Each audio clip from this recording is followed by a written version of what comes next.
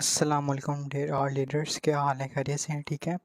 तो आज इस वीडियो में मेटाफोर्स के हम full plan, working, non working, future projects के आने वाले फ्यूचर में मेटाफोर्स के कौन कौन से प्रोजेक्ट्स आएंगे और फोर्साज वर्सेस फोर्स के फोर्साज, क्योंकि मेटाफोर्स और फोर्साज का जो बनाने वाला है मिस्टर लाडो, दोनों का क्रिएटर सेम ही है। जिस क्रिएटर मिस्टर लाडो ने फोर्साज को बनाया था उसी क्रिएटर मिस्टर लाडो ने फोर्स को बनाया है।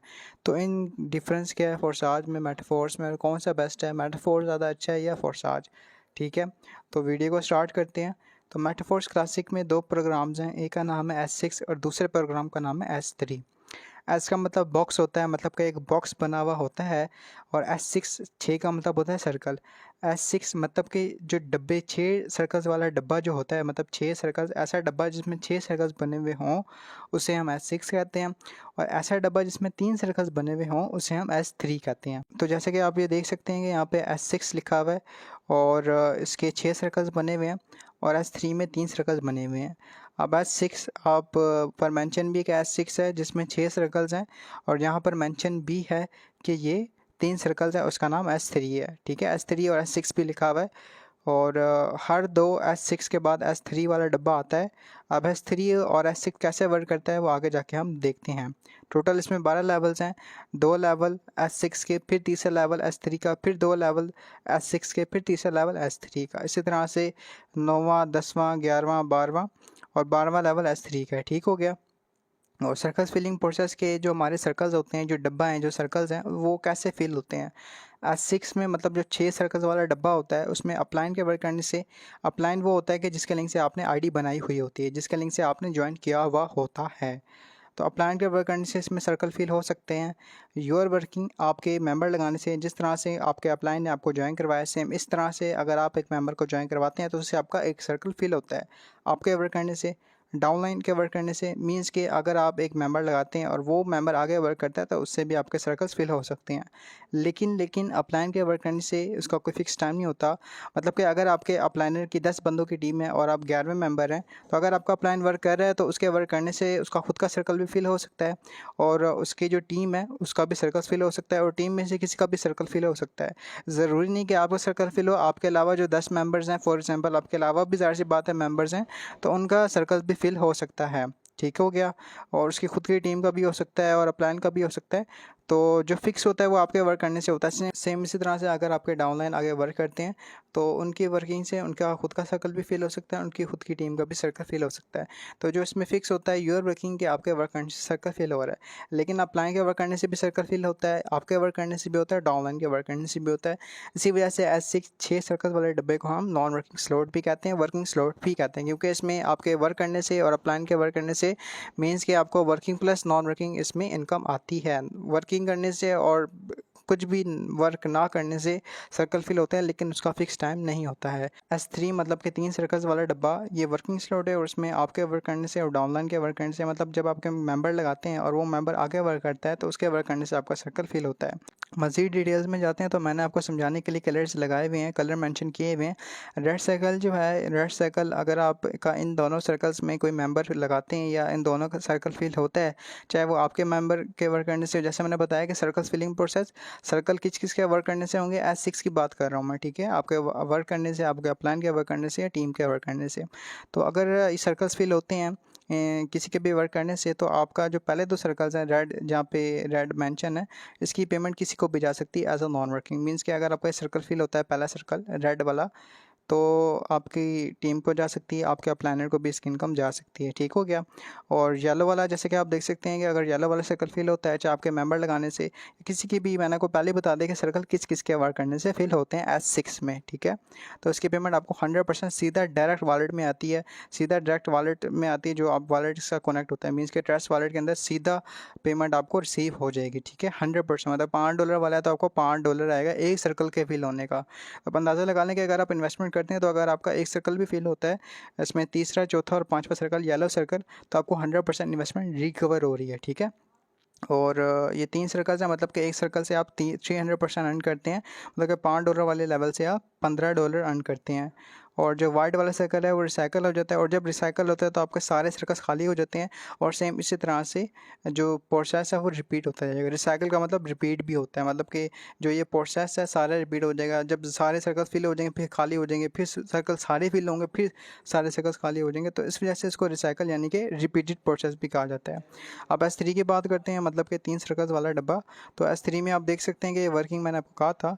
तो येलो सर्कल्स मीन्स कि जब आप कोई मेंबर लगाते हैं तो उससे आपको 100% आता है, मतलब कि अगर आपका रेफर $20 वाली कर रहा है तो आपको $20 आएगा।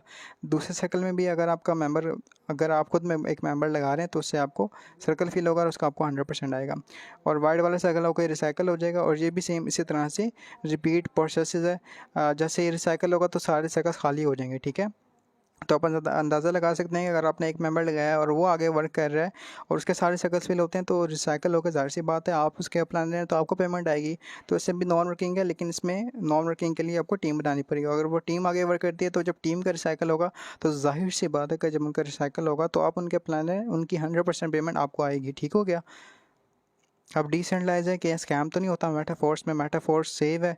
देखिए डिसेंट्रलाइज अगर जो आप इन्वेस्टमेंट करते हैं उसका आपको 100% जो है वो डिस्ट्रीब्यूशन होती है।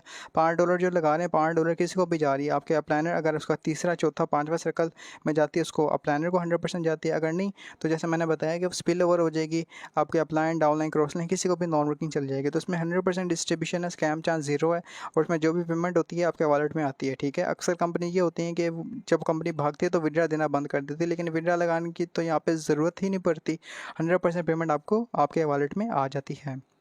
मेटाफोर्स वर्सेस फोर्साज, तो ये कंपैरिजन है, क्रिएटर स्लाइडर दोनों का सेम है। मेटाफोर्स को जिसने बनाया उसी क्रिएटर ने फोर्साज को बनाया है।